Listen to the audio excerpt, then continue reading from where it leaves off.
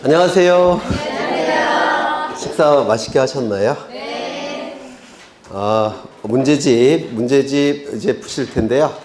문제집 보시면 똑같은 문제가 계속 나오죠. 그런 문제들이 있어요. 그러면 그걸 넘어가시는 게 아니라 나왔던 거지만 그냥 똑같이 푸시는 겁니다. 그런 과정에서 암기가 되시는 거예요. 똑같은 지문이 나와도 그걸 계속 푸시면서 암기하시는 거라서 문제집의 용도는 하나죠. 암기하는 겁니다. 그래서 문제를 다 푸셨으면 좋겠고요. 문제를 푸시면서 이건 확실히 아는 문제다 또는 확실히 아는 지문이다, 그런 것들은 지워나가는 겁니다. X표 과감히 하셔요. 그건 다음에 또 보실 필요는 없을 겁니다. 그래서 그러니까 이제 문제집은 뭐 다른 책도 마찬가지겠지만 양을 줄여가는 과정이에요. 양을 아는 건 또 보실 필요 없다는 겁니다. 다 지우시는 거예요. 그러면서 이제 반복을 하시면 될 겁니다. 그러면 이제 진행을 할 건데요. 등기법부터 진행을 할 겁니다. 등기법부터 진행. 저도 오늘 받았어요, 책을. 몇 페이지를 보시냐면 152. 네, 152쪽. 오늘 200쪽까지는 해야 돼요. 왜요? 200쪽까지는 해야 되죠. 네. 다 못 풀어요, 어차피. 그러면 여러분들은 이걸 다 보셔야 돼요. 다 보시면서 아는 건 과감하게 엑스표 하셔요. 아는 문제는. 근데 엑스표 할 문제가 없다. 굉장히 슬픈 얘기죠. 네. 굉장히 슬픈 얘기가 될 텐데. 그러면 이번에는 끝까지 다 보시고 두 번째 돌아갈 때부터 엑스표 하시면 돼요. 네. 152쪽을 보시면 여기는 나올 게 별로 없는데 한 페이지 넘겨보겠습니다. 154쪽을 보시면 거기 5번을 문제 보시면 1번부터 보겠습니다. 등기부는 원칙적으로 한동 건물에 대하여 한 개의 등기 기록을 사용하며, 예전에는 종이 형태였기 때문에 용지라는 용어를 썼습니다. 지금은 기록이라는 용어를 더 많이 써요. 전산 등기부니까. 그래서 한 개의 등기 기록을 두며, 이런 뜻이죠. 그래서 등기부는 원칙적으로 한 동의 건물에 대해서 하나의 등기 기록을 사용하지만 한 동의 건물을 구분한 건물에 있어서는 한 동 건물에 속하는 전부에 대하여 하나의 등기 기록을 둔다. 맞았을까요? 틀렸을까요? 맞아요. 이거 모르시는 분 한번 손 들어보시죠. 네? 진짜로? 이건 아시죠? 네, 워낙 여러 번 했던 거죠. 아시면 그냥 엑스표 하는 겁니다. 또 보실 필요가 없다는 겁니다. 이런 식으로. 그래서 아는 건 확실히 엑스표 하시고 이제 엑스표를 많이 늘려나가시는 과정이에요. 2번. 법률에 다른 규정이 있는 경우를 제외하고 당사자의 신청 또는 촉탁이 없다면 등기를 하지 못한다. 맞습니까? 맞죠? 우리 민법의 사적 자치 원칙이 우리 등기법에서 신청주의로 나타난다고 했죠. 신청주의는 등기 신청이 있을 때만 등기소는 등기를 할 수 있다는 겁니다. 등기 신청이 없으면 등기를 할 수 없다는 거예요. 그래서 이 신청주의가 민법상의 사적 자치 원칙이 우리 등기법에서는 신청주의로 나타나고 있고요. 이 신청주의도 원칙은 뭡니까? 당사자가 신청하는 게 원칙이죠. 그렇죠. 당사자가 신청하는 게 원칙인데 예외적으로 관공서가 등기를 요구할 때는 신청이라는 용어를 쓰지 못하고 촉탁이라는 용어를 썼죠. 당사자가 신청이 원칙인데 이때도 임의 신청이 원칙이죠. 임의 신청이 원칙입니다. 다만 등기 신청 의무가 부과되는 경우가 있죠. 첫 번째, 부동산 등기법에서 표제부는 사실 발생일로부터 1월 이내 등기를 신청해야만 되죠. 다만 신청하지 아니할 때 과태료 부과합니까? 안 합니까? 과태료 부과하지 않는다고 했죠. 두 번째, 부동산 등기 특별조치법이라는 법에서 소유권 보전 등기와 소유권 이전 등기는 일정한 경우 60일 이내 등기를 신청해야 되죠. 이때는 과태료를 부과할 겁니다. 그렇겠죠. 임의 신청이 원칙인데 임의 신청도 공동 신청이 원칙이죠. 다만 단독 신청도 있고 제3자가 등기를 신청하는 경우도 있을 겁니다. 민법상의 사적 자치 원칙이 우리 등기법에서 나타나는 게 신청주의인데 신청이 있을 때만 등기를 해줄 수 있다는 거죠. 그런데 예외적으로 법률에 특별한 규정이 있다면 예외가 두 가지가 인정이 되죠. 첫 번째, 법원의 명령, 등기관의 직권. 이 법원의 명령에 의한 등기는 어느 절차에서만 나타난다고 했습니까? 이의신청 절차. 기억나셔요? 법원의 명령에 의한 등기는 이의신청 절차에서만 나타날 겁니다.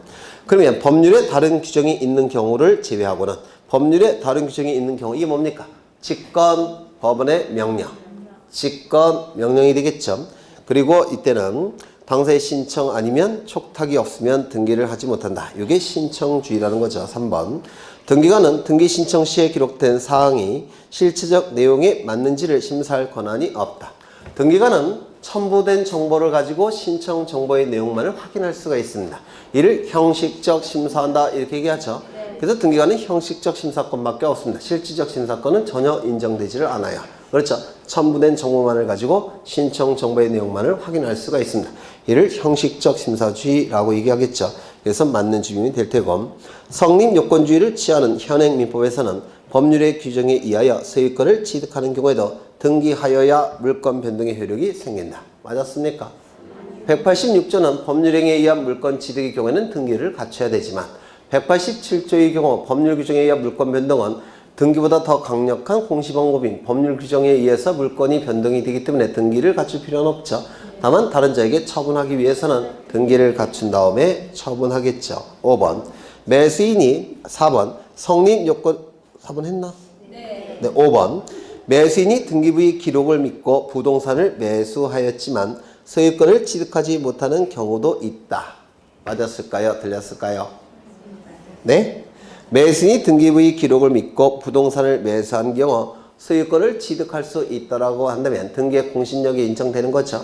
우리나라는 등기의 공신력이 인정됩니까? 안 됩니까? 안 되죠. 따라서 소유권을 취득하지 못하는 경우가 있습니까? 있겠죠. 그렇다면 우리 민법 제107조부터 110조까지 선의 제3자 보호규정이 있죠. 이 선의 제3자 보호규정은 등기부의 공신의 원칙, 등기의 공신력과 관련이 있습니까? 없습니까? 네? 선의 제3자 보호규정은 등기의 공신력과 관련이 있습니까? 없습니까? 네? 있다는 분 손 드셔요. 아리까리 할 때는 다수결로 결정하죠. 그게 민주주의니까. 등기의 공신력과 관련이 있다. 제3자 보호규정은 손 드셔요. 2번. 등기의 공신력과는 관련이 없다. 없네요. 한 번. 두 번. 다수결에 의해서 등기의 공신력과 관련이 없다로 결정하겠습니다. 네, 등기의 공신력과는 전혀 관련이 없는 제도예요. 선의 제3자 보호규정은 등기의 공신력과 전혀 무관한 별개의 제도입니다. 그거 좀 기억해 두셔야 돼요. 선의 제3자 보호규정은 등기의 공신력과 전혀 관련이 없습니다. 제3자를 보호하기 위해서 특별히 만든 제도예요. 만약에 등기의 공신력이 인정이 된다면 선의 제3자 보호규정을 둘 필요가 있을까요? 없을까요? 없습니다. 등기의 공신력이 인정이 돼요. 등기의 공신력이 인정되지 않기 때문에 특별히 만든 제도가 선의 제3자 보호규정입니다. 이거 좀 기억해 두셔야 됩니다. 출제될 수 있으니까. 그래서 정답은 몇 번인가요? 4번. 네, 넘기겠습니다. 156쪽이 나와 있는데 부기등기를 묻고 있죠. 부기등기는 소유자로부터 첫 번째 도출이 되면 무슨 등기? 주등기. 두 번째 도출이 되면 부기등기. 세 번째는 부기의 부기등기. 그렇죠. 표제부 등기는 부기등기가 나타나는 경우가 있습니까? 없습니까? 없다고 했죠. 표제부 등기는 우리 등기에 의해서 언제나 주등기에 의한다 라는 규정을 두고 있어요. 표제부 등기는 부기등기가 나타나는 경우가 없습니다. 부동산 표시 변경 등이나 부동산 멸시 등기는 무슨 등기일까요? 주등기. 왜? 표제부니까. 그렇죠. 그러면 1번부터 보시면 환매 특약 등기는 주등기입니까? 부기등기입니까? 확실해요? 네, 여러분은 신뢰할 수 없으니까 다시 한번 설명하겠습니다. 시간이 이렇게 흘러갈 때 제가 이런 그림을 그린 적이 있죠. 갑과 을 사이에 매매 계약을 체결한, 처음부터 하죠. 여기에 이러한 부동산이 있고 소유자가 갑입니다. 갑이 을과 매매 계약을 체결합니다. 그리고 환매 특약을 맺습니다. 이 두 가지 계약 중에서 주중 관계는 누가 주가 될까요? 매매. 종은 환매 특약이죠. 그래서 갑과 을을 특정을 지을 때 이걸 기준으로 특정합니다. 그래서 갑을 매도인이라고 불러요. 그 다음에 을을 매수인이라고 부르고요. 요 매매를 뭐라고 부르냐면 정확하게 환매 특약이 붙은 매매. 그래서 환매 특약부 매매 이렇게 부릅니다. 환매 특약부 매매. 이 매매에 의해서 소유권 이전 등기가 이루어집니다. 누구의 이름으로? 을의 이름으로. 그리고 환매 특약에 의해서 갑에게 환매권이 발생합니다. 이 환매권은 법적 성질이 뭐죠? 형성권이에요. 형성권. 형성권은 가등기할 수 있을까요? 없을까요? 없습니다. 채권적 청구권만 가등기가 가능해요. 형성권은 청구권 자체가 아니니까 가등기할 수가 없습니다. 환매권은 형성권이기 때문에 가등기가 불가능해요. 이 환매권에 대항력을 부여하기 위해서는 공시가 돼야 됩니다. 공시가 돼야 되니까 환매특약을 등기합니다. 이를 환매특약 등기 내지는 환매등기라고 불러요. 이때 이 환매권을 행사하게 되면, 환매권은 형성권이라고 했죠. 환매 의사표시가 상대방에게 도달하면 이때는 환매권을 행사한 거예요. 따라서 도달한 시점에 환매가 이루어집니다. 환매는 다시 체결된 매매라는 뜻입니다. 그리고 소유권 이전 등기까지 이루어지면 소유권을 회복합니다. 이렇게 3개의 등기가 나타나는데, 이때 이 소유권 이전 등기가 이루어짐으로 인해서 이익이 발생한 자는 누굽니까? 을 등기 권리자. 불이익이 발생한 자는 누굽니까? 갑 등기 의무자. 이 등기가 이루어짐으로 인해서 이익이 발생한 자는 누굽니까? 어려우세요, 이거? 환매 등기가 이루어지면 갑이 취득한 환매권에 대항력이 발생해요. 그래서 이 갑은 이익이 발생할 테고, 을은 대항력에 복종해야 됩니다. 따라서 불이익이 발생하는 거예요. 그래서 이 갑은 환매 등기에 있어서 등기 관리자, 을은요 등기 의무자. 그 다음에 환매 소유권 이전 등기가 이루어지면 이익이 발생한 자는 누굽니까? 소유권 취득하죠. 따라서 갑 등기 관리자. 불이익이 발생한 자는 누굽니까? 을 등기 의무자. 이거 꼭 기억하셔야 돼요. 환매권을 행사하면 환매가 이루어지죠. 환매가 이루어지면 등기를 갖춰야 되는데, 등기를 갖추는 방법은 이 소유권 이전 등기를 말소하는 것이 아니라 새롭게 이전 등기를 하는 겁니다. 이것도 자주 출제가 돼요. 소유권 이전 등기를 말소해서 소유권을 되찾아오는 게 아니라 이전 등기를 갖춰서 소유권을 되찾아오는 겁니다. 되셨을까요? 네, 3개의 등기가 나타나게 될 겁니다. 시간이 이렇게 흘러갔을 때 이 시점은 갑과 을 사이에 매매가 체결된 시점이고, 동시에 환매특약이 체결된 시점입니다. 이 2개의 계약은 우리 민법에서 동시에 체결할 걸 요구합니다.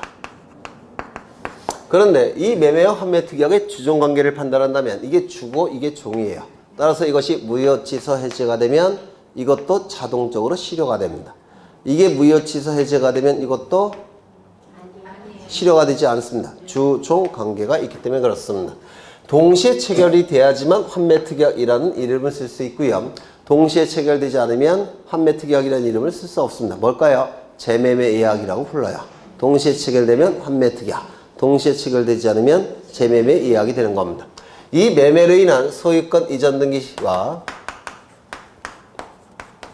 이 환매특약으로 인한 환매등기는 우리 민법의 취지를 받아들여서 우리 등기법은 동시에 신청할 걸 요구합니다. 이게 동시에 신청이 되지 않으면 이건 환매등기를 할 수가 없어요. 동시에 신청하지 않을 때는 가등기를 보통 합니다. 동시에 신청이 돼야지만 환매등기가 이루어져요. 이것도 주종관계가 있는데 어느 게 주겠습니까? 이게 주가 될 테고 이게 종이 됩니다. 따라서 이게 각하가 되면 자동적으로 각하됩니다. 이것이 각하된다고 해서 이게 각하되지는 않습니다. 주종관계에 있기 때문에 그렇습니다. 동시에 신청을 하지만 신청 정보는 별건으로 작성한다고 했는데 기억나십니까? 신청 정보는 따로따로 작성하는 겁니다. 이게 기억하셔야 돼요. 이게 뭐와 차이점입니까? 신탁 등기와의 차이점이라고 했습니다. 신탁 등기와 소유권 이전 등기는 한 장의 신청서로 신청합니다. 근데 이 환매 등기와 소유권 이전 등기는 별개의 신청서로 신청한다는 겁니다.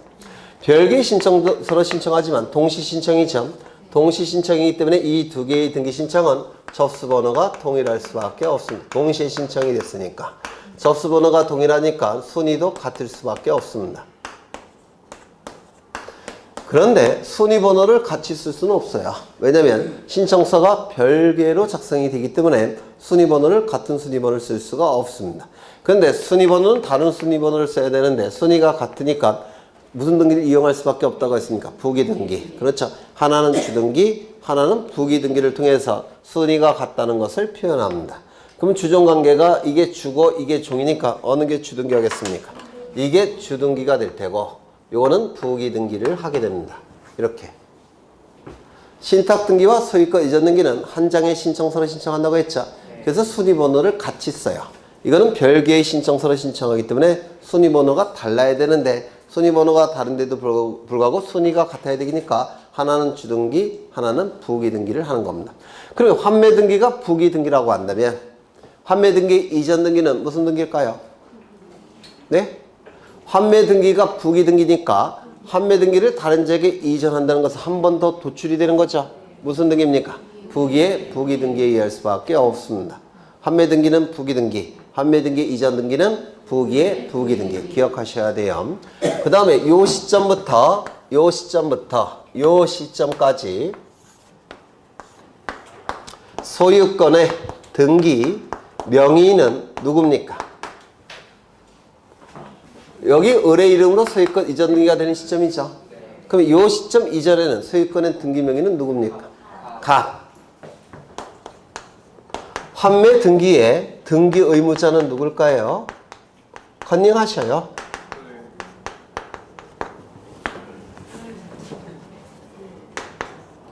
을이죠.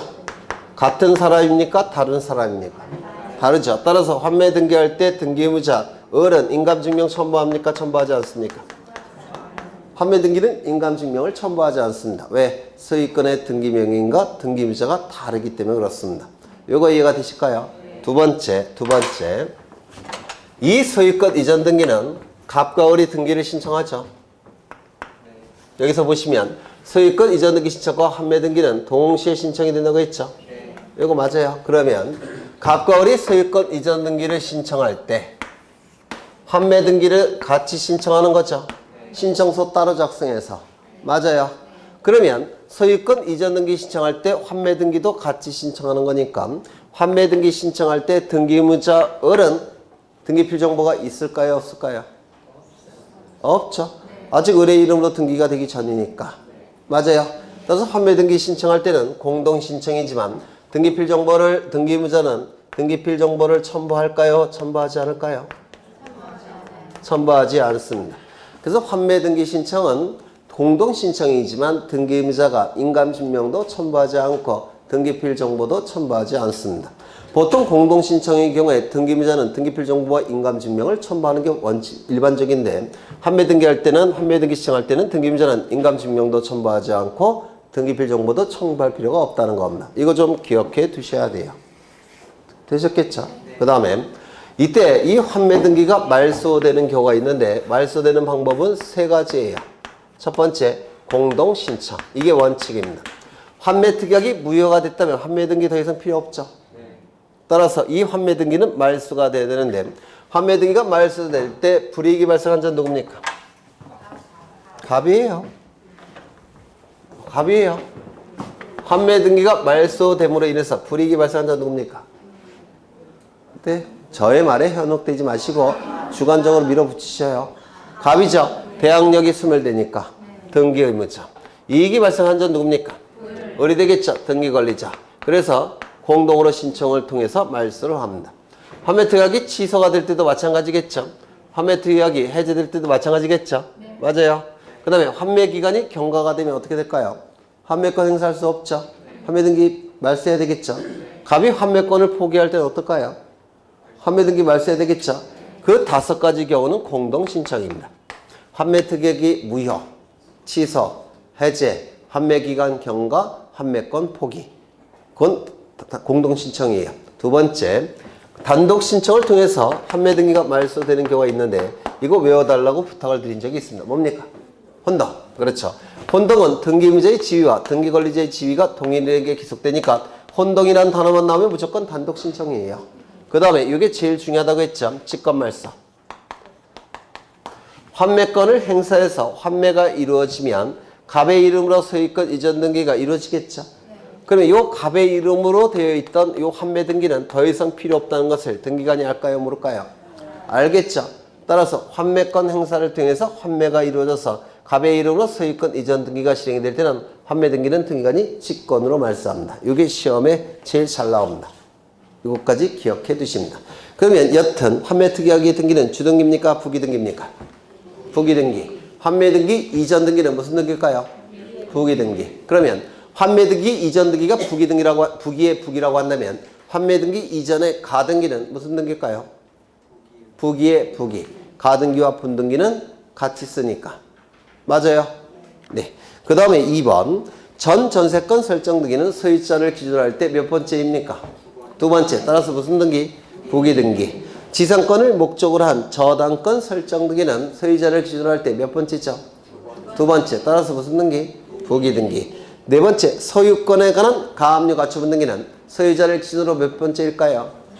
첫 번째. 따라서 무슨 등기? 주등기. 그럼 전세권에 대한 가압류 가처분 등기는 소유자를 기준으로 몇 번째인가요? 두 번째. 따라서 무슨 등기? 부기등기. 소유권에 관한 가압류 가처분 등기는 소유권에 관한 등기니까 갑구이. 소유자로부터 첫 번째니까 주등기. 전세권에 대한 가압류 가처분 등기는 이건 전세권에 대한 가압류 가처분 등기는 전세권에 관한 등기니까 울구이. 소유자를 기준으로 할 때 몇 번째일까요? 두 번째. 따라서 부기등기. 그렇죠. 그 다음에 이해관계에 있는 제3자의 승낙을 얻은 저당권 변경등기. 권리변경등기죠. 권리변경등기는 등기상 이해관계인이 있다면 무슨 등기? 부기등기. 이해관계인이 아니죠.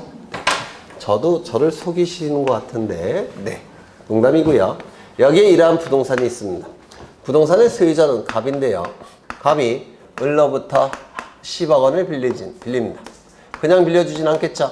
담보를 요구할 겁니다. 그러면 갑은 을에게 저당권을 설정해 줄 겁니다. 이때 을은 10억의 채권이 발생했겠죠. 그리고 저당권 설정 등기를 하게 되면 저당권을 취득했을 겁니다. 여기까지 되셨을까요? 그렇죠.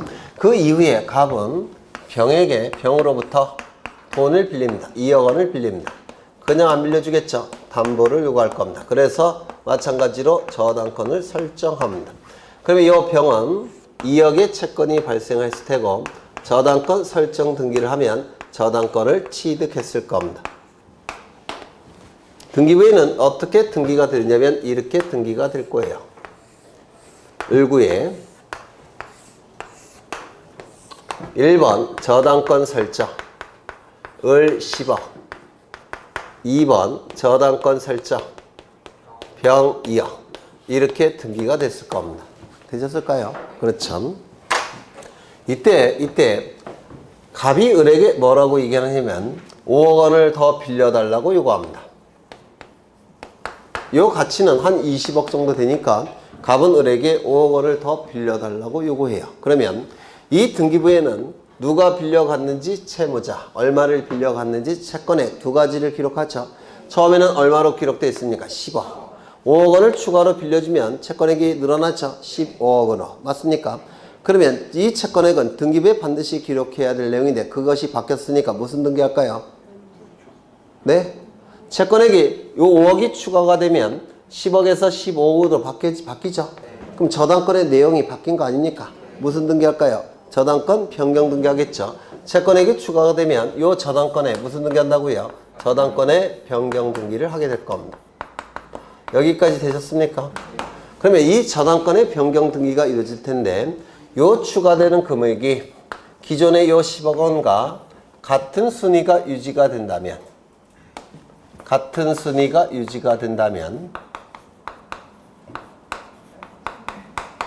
요 병은 손해가 발생할까요? 발생하지 않을까요? 발생하겠죠. 이렇게 손해가 발생한 자를 뭐라고 부릅니까? 등기상 이해관계인이라고 불러요. 등기상 이해관계인이 있다면 등기를 신청할 때 등기상 이해관계인의 승낙을 받아서 승낙서가 첨부가 돼야 됩니다. 승낙을 해주지 않을 때는 재판을 걸어서 재판사 등본이 첨부가 돼야 됩니다. 여기까지 되셨습니까? 그러면 이게 같은 순위가 유지가 되는 데 있어서 추가되는 5억이 기존의 10억과 같은 순위 유지에 대해서 등기상 이해관계인의 승낙이 있다면 순위 유지시켜도 되겠죠. 순위가 유지가 되니까 무슨 등기할까요? 네? 부기등기 언제 한다고 했죠? 순위를 유지하고자 할 때, 동일성을 표현하고자 할 때 주등기에 붙여서 기록하는 등기가 부기등기 아닙니까? 그러면 여기 순위가 유지가 되니까 무슨 등기 할까요? 부기등기. 승낙이 없다라고 한다면 순위 유지시키면 됩니까? 안 됩니까? 안 되겠죠. 이때는 무슨 등기 할까요? 주등기. 그래서 추가되는 금액이 기존의 금액과 같은 순위 유지에 대해서 등기상 이해관계인의 승낙이 있다면 순위 유지되니까 부기등기. 승낙이 없다면 순위 유지되지 않으니까 주등기 하는 겁니다. 맞아요. 그러면 이제 해보면 병에 승낙이 있다라고 한다면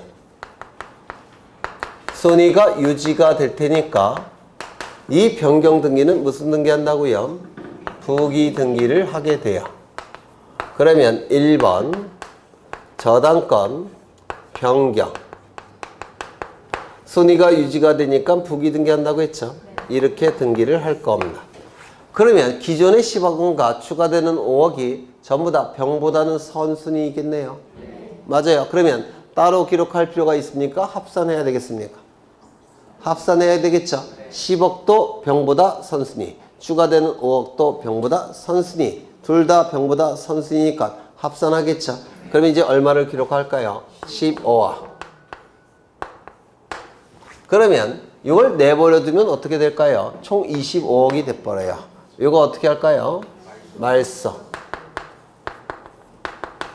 이렇게 이루어지게 돼요. 권리 변경 등기는. 두 번째, 이거 여러 번 한 건데 1번 저당권 설정을 10억 2번 저당권 설정 병 2억. 이때 병의 승낙이 없다는 겁니다. 병의 승낙이 없다면 순위가 유지됩니까? 안 됩니까? 순위 유지되지 않으니까 무슨 등기 하겠습니까? 주등기 하겠죠. 그러면 여기 3번 이렇게 기록하는 겁니다. 1번 저당권의 내용이 변경되었음을 공시하고 기존의 10억은 병보다 선순위고 추가되는 금액은 병보다 후순위죠. 승낙이 없으니까. 따라서 이때는 5억만 기록합니다. 이렇게 하는 거예요. 그래서 이 권리 변경 등기는 권리의 내용이 바뀌는 등기인데 권리 변경 등기는 등기상 이해관계인이 있을 때는 승낙이 있으면 무슨 등기? 순위 유지에 대한 승낙이 있으니까 승낙이 있으면 부기등기. 순위 유지에 대한 승낙이 없으면 주등기. 그렇죠. 그런데 만약에 등기상 이해관계인 자체가 없다라고 한다면 즉 을 혼자만 있을 때는 이때는 어떻게 할까요? 주등기. 이 저당권과 이 저당권은 동일한 저당권이죠. 맞아요. 동일성 표현해야 되니까 무슨 등기 할까요? 부기등기 하는 겁니다. 등기상 이해관계인이 없을 때 권리 변경 등기는 부기등기 하는 거예요. 그러면 이렇게 등기하는 겁니다. 등기상 이해관계인이 없을 때는 1번 저당권 설정을 10억. 그 다음에 등기상 이해관계인이 없다고 했죠. 2번 1번 저당권 변경 그리고 15억. 이렇게 하면 돼야 안 돼요? 안 된다고 했죠. 이게 아니라 얼마라고요? 등기상 이해관계인이 없을 때는 부기등기예요. 왜? 동일성을 표현해야 되니까. 그렇죠. 그러면 지문을 보시면 이해관계인은 제3자의 승낙을 얻은 저당권 변경 등기. 이 저당권이라는 권리가 바뀌는 등기죠. 권리 변경 등기예요. 등기상 이해관계인은 제3자의 승낙이 있으니까 무슨 등기 할까요? 부기 등기 하겠죠. 정답은 몇 번일까요? 4번이 되겠죠. 그 다음 10번도 똑같은 문제겠죠. 등기상 이해관계인은 제3자가 있는 경우에 그 제3자의 승낙이 없으면 부기 등기, 승낙이 있으면 주등기, 권리 변경 등기를 찾아내야 되겠죠. 그럼 권리 변경 등기는 몇 번입니까? 권리 변경 등기는 권리의 내용이 일부 바뀌었을 때 하는 등기예요. 그럼 권리와 관련된 등기는 몇 번일까요? 5번입니다. 5번. 그렇지 않습니까? 1번부터 보시면 환매 특약 등기는 무조건 무슨 등기? 부기 등기. 그렇죠. 지상권 이전 등기는 소유자로부터 두 번째니까 무슨 등기? 부기 등기. 3번을 보시면 등기명인 표시 변경 등기는 이름, 주민번호, 주소가 바뀔 때 이루어진 등기죠. 동일성을 표현해야 되니까 언제나 무슨 등기? 부기 등기. 4번 지상권 위에 설정한 저당권 이전 등기. 지상권 위에 설정된 저당권의 이전 등기 참 어려운데 지상권부 저당권 설정 등기는 주등기일까요? 부기등기일까요? 지상권자가 설정한 저당권자는 소유자를 기준으로 할 때 두 번째죠. 또 무슨 등기입니까? 부기등기죠. 그런데 이전 등기라고 되어 있죠. 한 번 더 가야 되겠죠. 무슨 등기일까요? 부기의 부기. 그렇겠죠. 네. 그래서 이 부기등기는 굉장히 쉬운 문제예요. 14번을 보시면 됩니다. 14번. 소유자로부터 몇 번째 도출되냐. 이거 갖고 90%가 해결되고요. 그 다음에 권리변경 등기, 표제부 등기. 이 정도 기억하시면 거의 다 문제가 풀립니다. 부기등기에 관한 설명으로 틀린 것을 모두 고른 것은 1번. 지상권 설정 등기는 소유자를 기준으로 몇 번째일까요? 지상권 설정 등기는 누가 해주는 겁니까? 소유자가 해주는 거죠. 소유자를 기준으로 몇 번째일까요? 첫 번째. 따라서 무슨 등기? 주등기. 2번. 환매권의 이전 등기. 환매 등기는 무슨 등기였죠? 부기 등기. 이전 등기는 부기의 부기 등기. 3번. 권리 변경 등기. 계속 나오고 있죠. 권리 변경 등기는 등기상 이해관계인이 없을 때는 언제나 부기 등기예요. 동일성을 표현해야 되니까. 그런데 등기상 이해관계인이 있다면 수은이 유지에 대한 승낙이 있으면 무슨 등기? 부기 등기. 수은이 유지에 대한 승낙이 없다면 주등기. 그렇죠. 그래서 거기 뭐 맞는 겁니까? 맞죠? 4번. 한 개의 주등기에 여러 개의 부기등기가 있는 경우 부기등기의 상호간의 순위는 부기등기 순서 갖고 판단해야 되겠죠. 5번. 소유권 처분 제한의 등기는 소유권자를 기준으로 할 때 몇 번째입니까? 첫 번째. 따라서 무슨 등기? 주등기. 쉬운 문제 아닌가요? 아주 쉽죠? 안 쉬운가요? 네? 16번을 한번 보시죠. 부기등기는 틀리시면 안 돼요. 사실은. 부기등기할 사항이 아닌 것은 저당권 이전 등기는 소유자를 기준으로 할 때 몇 번째인가요? 두 번째죠. 무슨 등기? 부기등기. 전세권 설정 등기는 소유자를 기준으로 할 때 몇 번째인가요? 두 번째. 무슨 등기? 부기등기. 부동산 표시 변경 등기는 표제부 등기죠. 무슨 등기? 주등기. 지상권을 목적으로 한 저당권 설정 등기는 소유자를 기준으로 해서 몇 번째인가요? 두 번째. 무슨 등기? 부기등기. 소유권 이외의 권리에 관한 처분 제한 등기는 소유자를 기준으로 할 때 몇 번째인가요? 두 번째. 무슨 등기? 부기등기. 아주 쉬운 문제예요. 17번을 보시면 특례법에 의해 일정한 요건을 갖춘 경우 부동산 등기의 대상이 될 수 있는 것은 이라고 되어 있는데 먼저 토지는 등기할 수 있습니까? 있죠. 건물이 등기되기 위해서는 세 가지 요건이 충족이 돼야 되죠. 첫 번째, 정착사. 두 번째, 외기 분단사. 세 번째, 용도사. 세 가지 요건을 갖춰야지만 등기할 수 있는 건물이 될 겁니다. 이 외기 분단성은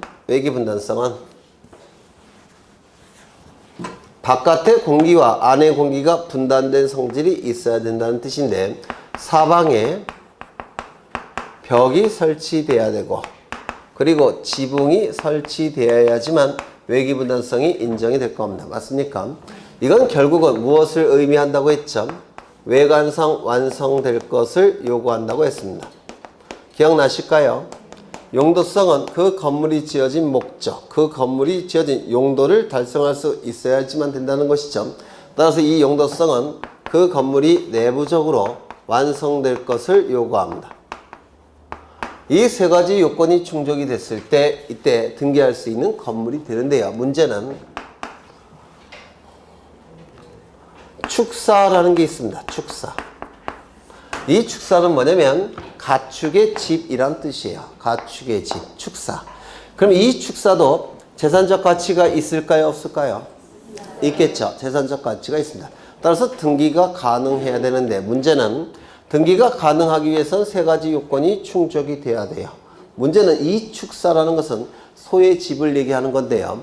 이 소의 집 축사가 외기 분단성을 갖추게 되면 사방이 막혔다는 뜻이죠. 소가 병들어 죽는데요. 통풍이 안 돼서. 축사는.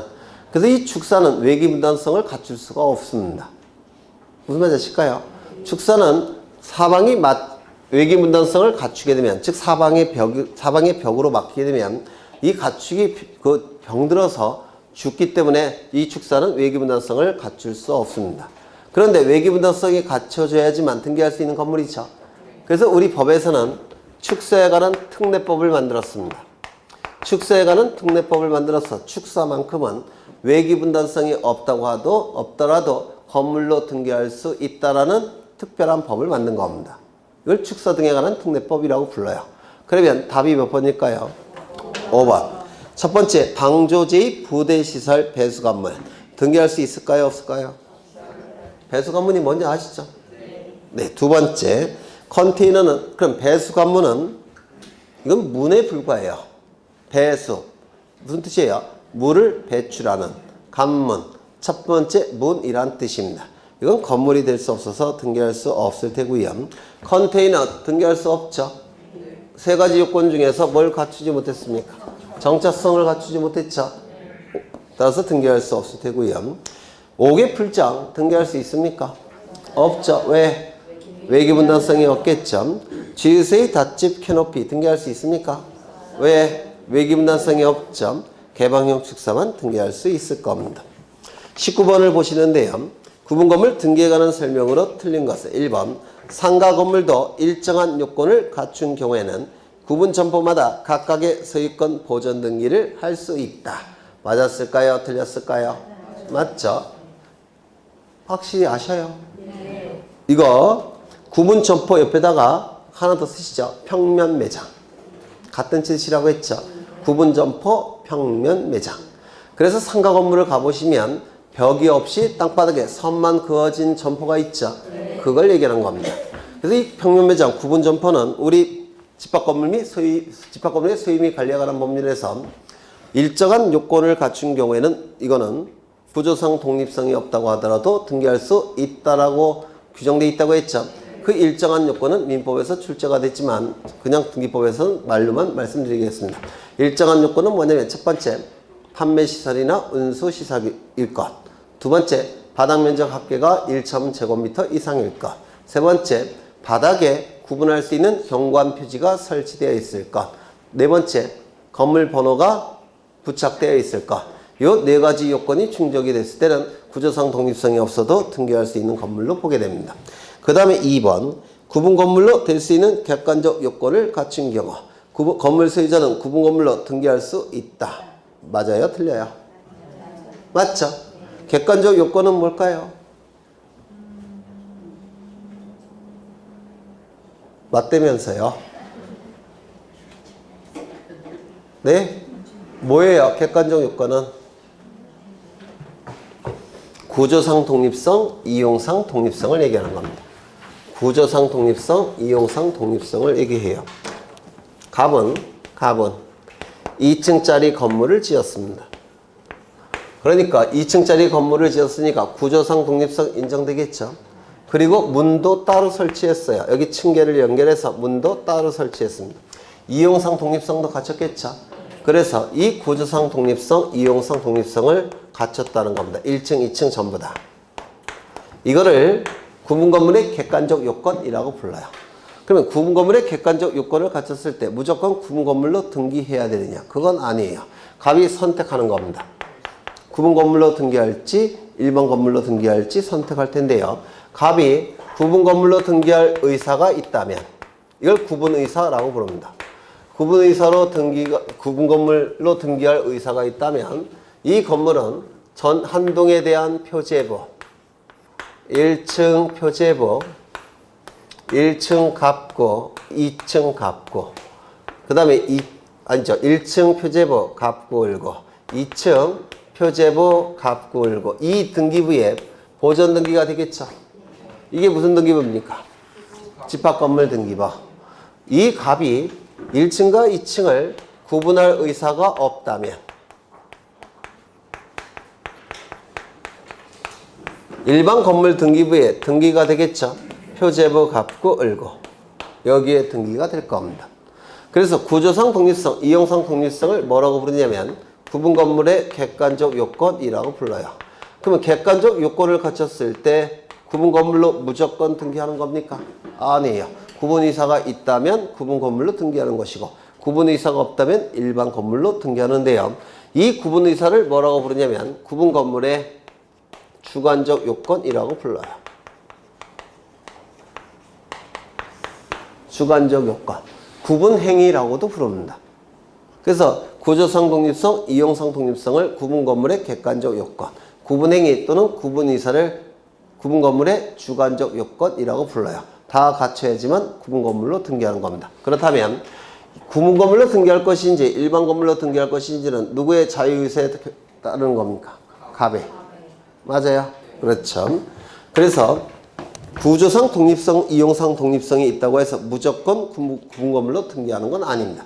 구분 이사까지 있어야지만 구분 건물로 등기하는 겁니다. 구분 이사가 없다면 일반 건물로 등기하게 될 겁니다. 3번, 2번, 3번인가요?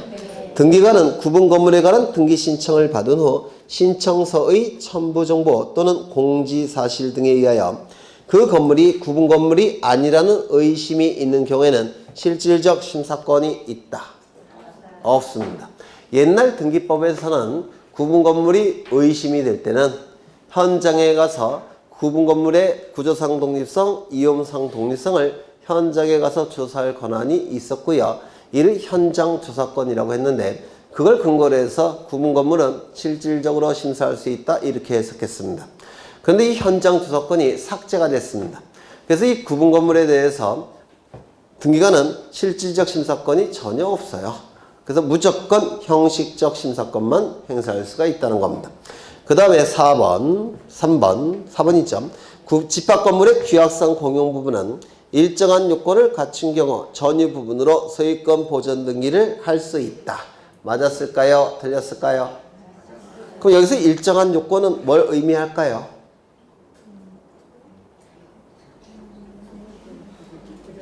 네?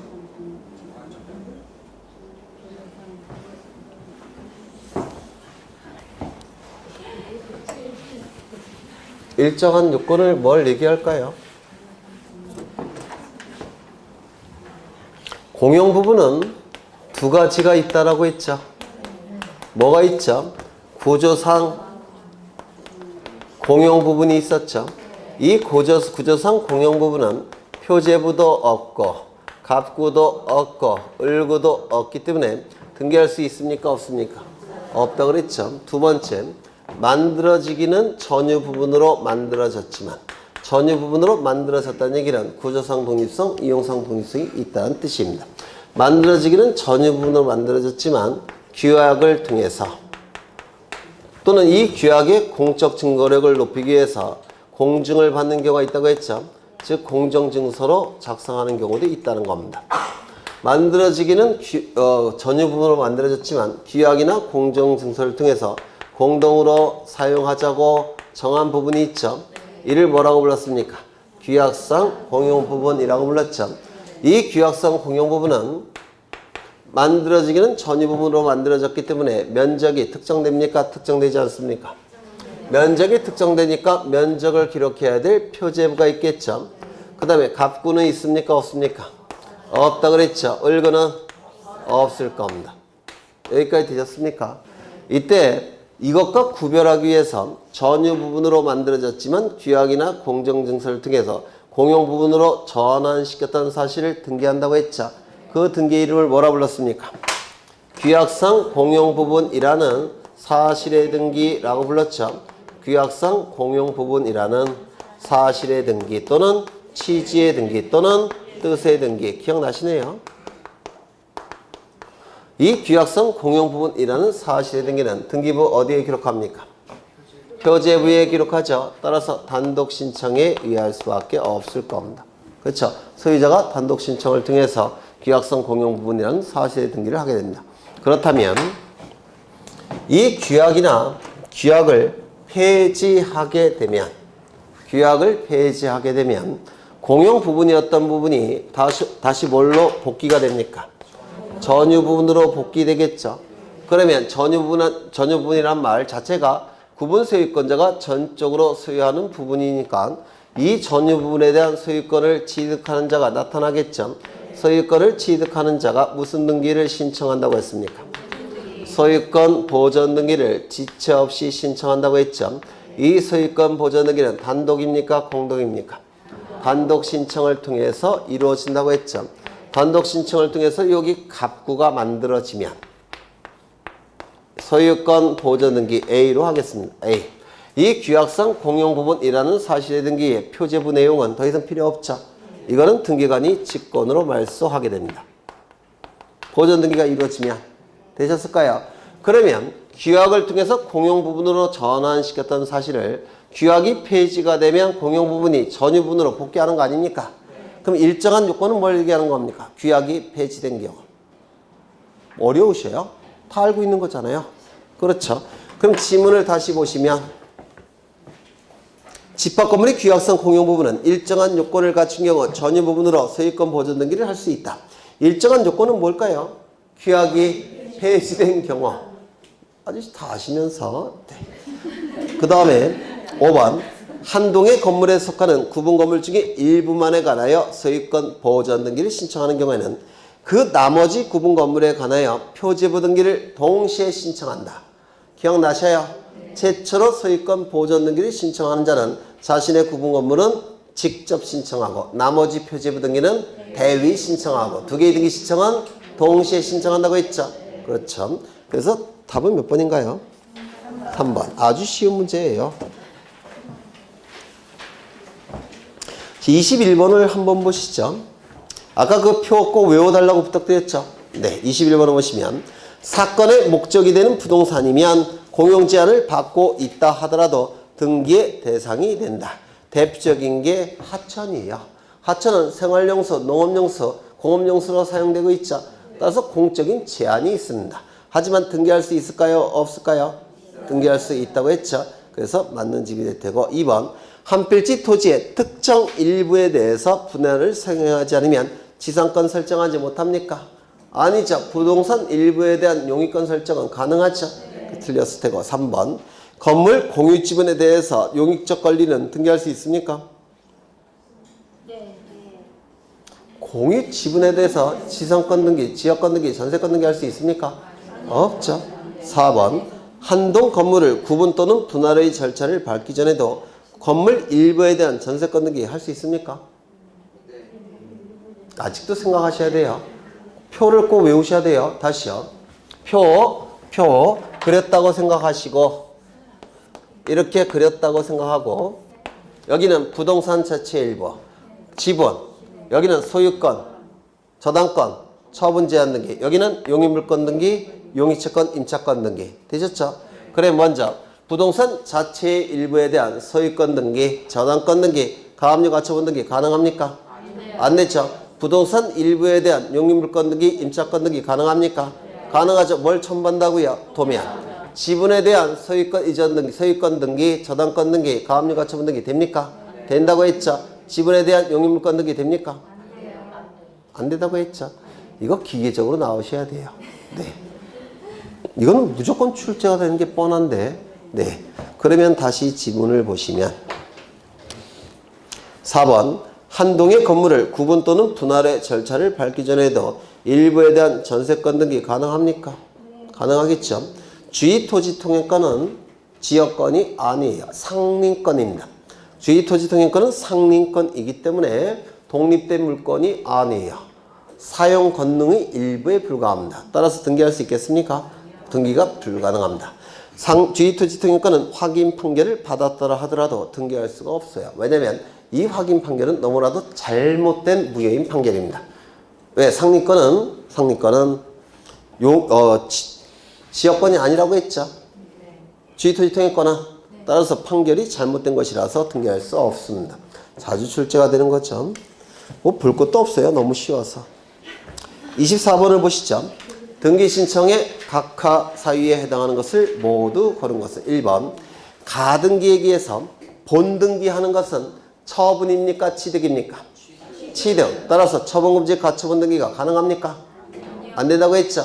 2번 소유권 이전 등기 말소 청구권을 보존하기 위한 가등기를 신청하는 경우 소유권 이전 등기 말소 등기 청구권은 물청일까요? 채청일까요? 네? 채청이에요? 물청이에요? 민법 공부 열심히 해야 되겠죠? 물청이에요. 물청. 따라서 가등기할 수 있습니까? 없습니까? 네? 없습니다. 갑은 이 부동산에 대한 소유권을 가지고 있는데요. 을과 매매 계약을 체결합니다. 이 안에 뭐가 있을까요? 물권 행위. 맞아요. 그리고 소유권 이전 등기까지 이루어지면 갑이 가진 소유권은 을의 소유권으로 바뀌게 될 겁니다. 되셨죠? 그런데 갑과 을 사이에 매매 계약이 무효, 취소, 해제가 되면 이 안에 있는 물권 행위는 어떻게 됩니까? 실효가 되죠. 따라서 소유권 변동은 없는 상태로 복귀합니다. 누가 소유자입니까? 갑이 소유자죠. 갑은 소유권을 회복합니다. 그런데 등기 명의는 누구 명의로 되어 있습니까? 을 명의로 되어 있죠. 이 등기는 갑의 소유권을 침해하는 등기라서 말소가 돼야 되겠죠. 따라서 갑은 소유권에 근거해서 을에게 말소 등기를 청구하게 됩니다.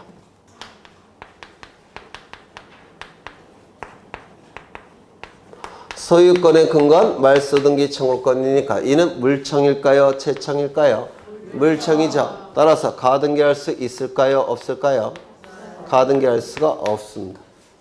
물청은 가등기가 허용되지를 않아요. 두 번째, 갑과 을 간의 매매 계약을 체결할 때 갑과 을 간의 매매 계약을 체결할 때 특약을 맺는 경우가 있습니다. 어떤 특약을 맺었느냐면 매매가 무효, 취소, 해제될 때는 매수인 을은 그 즉시 소유권 이전 등기를 말소한다 라는 문구를 특약으로 계약서에 집어넣었다는 겁니다. 다시요.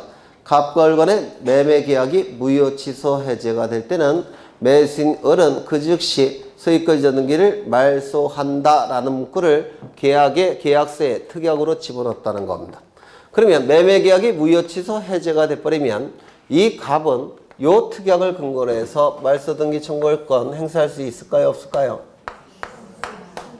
있어요. 다시요. 매매 계약서 작성할 때 특약을 넣는 경우가 있어요. 어떤 특약을 넣냐면 갑과 을 사이에 매매 계약이 무효, 취소가 해제될 때는 매수인 을은 그 즉시 소유권 이전 등기를 말소한다 라는 문구를 계약서에 집어넣었다는 겁니다. 그러면 그 특약에 의해서 매매 계약이 무효, 취소, 해제가 되면 갑은 을에게 특약을 근거로 해서 말소 등기 청구할 수 있습니까? 없습니까? 왜 없다고 자꾸 하셔요? 없는 이유가 뭐예요, 도대체? 네? 네? 아니, 계약서에 그렇게 문구를 집어넣었다니까요. 계약의 내용은 103조, 104조에만 반하지 않으면 다 유효한 겁니다. 강제력이 있는 거예요. 103조, 104조에 반하지 않으면. 그럼 특약에 그 문구가 들어가 있다면 특약을 근거해서 갑은 을에게 말소 등기 청구할 수가 있습니다. 이 말소 등기 청구권은 물청인가요? 채청인가요? 네? 아니, 물권적 청구권과 채권적 청구권도 아직 구별이 안 되셔요. 물권적 청구권은 물권을 근거로 해서 행사하는 청구권. 채권적 청구권은 채권을 근거로 해서 행사하는 청구권. 여기서 소유권에 근거해서 말소 등기 청구하는 것은 소유권에 근거하는 거니까 물권적 청구권이겠죠. 그 다음에 특약에 근거해서 말소 등기 청구하는 것은 이거 갑이 특약을 근거로 해서 말소 등기 청구권 행사하는 거니까 이건 채권 관계예요. 이건 채권적 청구권입니다. 그럼 이거 가등기할 수 있겠습니까? 가등기할 수 있습니다. 이거는 물청이니까 가등기가 안 돼요. 이건 채청이니까 가등기가 되는 겁니다. 그런데 원칙은 어느 걸까요? 이게 원칙이에요. 특약이 있는 경우만 채청이 발생하는 겁니다. 이건 예외예요. 그래서 특약이라는 문구가 없다면 이쪽으로 가는 것이고 특약이라는 문구가 있다면 위로 가는 겁니다.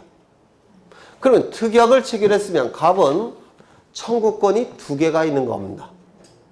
물청, 채청 두 개를 근거로 해서 소송을 제기하는 거예요. 소송도 두 개예요. 소송법에서. 네. 뭘 하다가 이렇게 열받았는지.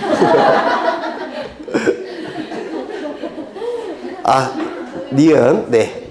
소유권 이전 등기 말소 청구권을 보존하기 위한 가등기를 신청하는 경우 원칙은 물청입니다. 특이하게 문구가 없죠. 물청이니까 가등기 할 수 있습니까? 없습니까? 없다. 이렇게 얘기를 할 겁니다. 4번 디귿. 저당권을 피담보 채권과 분리하여 다른 채권의 담보로 하는 등기 신청할 수 있을까요? 뭐에 반하죠? 뭐에 반하는 겁니까? 네? 피담보 채권이 다른 자에게 넘어가면 저당권도 같이 따라가는 거 아닙니까? 같이 움직이는 겁니다. 이게 뭐예요? 수반성. 그런데 여기 지문이 뭐라고 되어 있냐면 저당권을 피담보 채권과 분리하여 라는 문구가 있죠. 뭐에 반하는 겁니까? 수반성에 반해요. 수반성에 반하는 걸 등기관이 등기해 줄 리는 없죠. 네.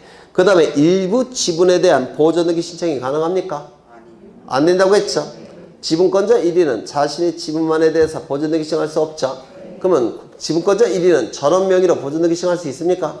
이건 가능하다고 했죠. 그래서 아주 쉬운 문제예요. 26번도 같이 가보죠. 공유 지분은 등기되지 않아도 공유의 성립에는 영향이 없다. 맞았을까요? 틀렸을까요?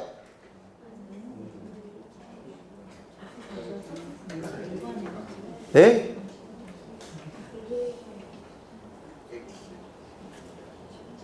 맞아요? 틀려요? 공유 지분은 등기부에 기록한다고 했죠. 합의 지분은 등기부에 기록합니까? 안 합니까? 안 한다고 했죠. 그럼 공유 지분이 등기부에 기록되지 않는 경우를 대비해서 우리 민법에는 어떤 규정이 두고 있을까요? 균분으로 민법 공부 많이 해야 되겠죠. 이게 다 민법에서 걸리니까. 네. 공유 지분은 등기부에 등기가 됨이 원칙이지만 등기하지 않아도 상관이 없어요. 왜냐하면 공유 지분이 등기부에 기록되지 않으면 우리 민법에서는 균분으로 추정합니다. 균분으로 추정한다고요. 그럼 공유자가 3명인데 지분이 기록되지 않으면 뭐로 추정이 되는 겁니까? 3분의 1, 3분의 1, 3분의 1. 따라서 반드시 등기부에 등기할 필요가 있습니까? 없다라는 겁니다. 균분으로 추정이 되니까. 이거 꼭 외워두셔야 돼요. 2번. 상속으로 인한 지상권 이전 등기는 부기 등기로 한다. 지상권 이전 등기는 소유자를 기준할 때 몇 번째입니까? 두 번째. 따라서 무슨 등기? 부기 등기. 3번. 지상권은 한 필지 토지 특정 일부에 성립할 수 있습니까? 왜요? 용익물권이니까. 4번. 지역권에서의 승역지는 한 필지 토지 전부이어야 된다. 맞아요? 아니죠. 전부, 일부 상관없죠. 전세권이 소멸되었으나 그 등기가 말소되지 않고 있는 건물에는 새로운 전세권 설정 등기를 할 수 없다. 왜요? 후등기 저지력. 기억나십니까? 왼쪽을 보시죠. 25번. 갑소유 농지에 대해서 을이 전세권 설정 등기 신청할 수 있을까요? 농지에 대한 전세권은 금지되어 있다고 했죠. 2번. 갑과 을이 공유한 건물에 대하여 갑 지분만의 보존 등기 신청할 수 있습니까? 안 된다고 했죠. 전원 명의로 보존 등기 신청할 수 있습니까? 가능하다고 했죠. 3번. 공동 상속인 갑과 을 중 갑이 자신의 상속 지분만에 대한 상속 등기 가능합니까? 안 되죠. 4번. 가압류 결정에 의하여 가압류 채권자 갑이 을 소유 토지에 대해서 가압류 등기 신청할 수 있을까요? 이런 형태의 지분이 참 시험에 잘 나와요. 가압류 가처분 등기는 법원의 촉탁에 의한 등기가 아닐까요? 당사자가 신청할 수 있을까요? 없을까요? 없죠. 법원의 촉탁 등기입니다. 채권자가 신청할 수 있는 등기가 아니에요. 가압류 신청은 법원에 하는 겁니다. 가압류 신청을 법원에 하게 되면 법원은 가압류를 결정합니다. 법원이 가압류를 결정하면 법원은 등기소에 가압류 등기를 촉탁하는 겁니다. 채권자가 등기소에 가압류 등기를 신청하는 게 아니라 법원에 가압류 결정을 신청하는 겁니다. 그럼 법원은 가압류를 결정하고 등기소에 등기를 촉탁하는 겁니다.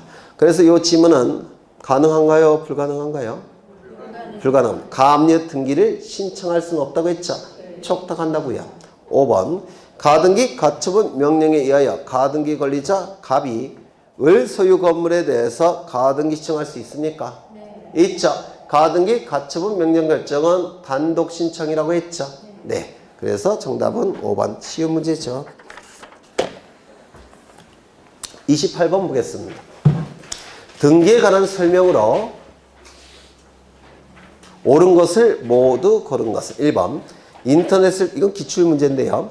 인터넷을 통해 인감증명서 발급 예약을 신청하고 신용카드 수수료를 결제한 경우 예약에 따라 등기소에서 인감증명서가 작성이 완료된 경우 신청을 철회할 수 없다라고 되어 있는데 그 밑에 해설이 줄기차게 나와 있죠.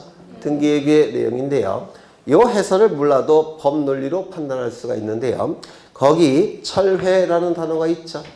철회라는 것은 효력이 발생하기 전에 법률행위 효력이 발생하기 전에 없는 상태로 돌리는 게 철회라고 했죠.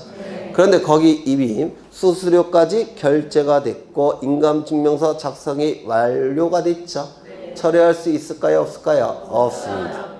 그렇죠. 효력이 발생하기 전에 없는 상태로 돌리는 게 철회이기 때문에 결제도 끝났고 인감증명서 작성이 완료가 됐으니까 효력이 발생한 또 한참 후에 발생했겠죠. 철회가 허용되지 않습니다.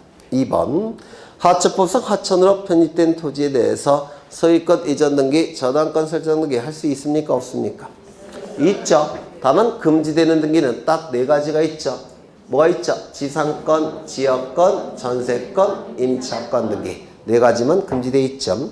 공작물 대장에 등재된 해상, 관광역, 호텔, 선박은 건물 등기부에 등기할 수 있습니까? 없죠. 왜요? 정착성이 없죠. 이건 건물이 아니에요. 선박은 동산이죠. 4번 주의토지 통행권 확인 판결을 받은 경우 통행권은 등기할 수 있습니까? 왜요? 지역권이 아니라 상린권에 불과하다고 했죠. 5번 한 필지 토지의 일부를 목적으로 하는 저당권 등기 가능합니까? 안 되죠. 지상권 등기는 가능합니까? 그건 되죠. 그래서 저당권 틀렸고요. 아파트 분양 약관상의 일정 기간 전매 금지 특약은 등기할 수 없다. 이건 맞았을까요? 틀렸을까요? 따져보죠. 임의적 기록상은 뭐가 있었죠? 약정, 특약, 합의, 계약이라는 문구가 있다면 임의적 기록상이었죠. 기간의 의미가 있는 것도 임의적 기록상이었죠. 돈의 의미가 있는 것도 임의적 기록상이었죠. 기억나십니까? 그러면 약정, 특약, 합의, 계약이라는 문구가 있다면 임의적 기록상인데 이게 등기가 가능하기 위해서는 등기법에 반드시 뭐가 있어야 될까요? 근거 규정이 있다고 했죠. 근거 규정이 있어야지만 약정사항을 등기할 수 있다고 했죠. 기억나셔요?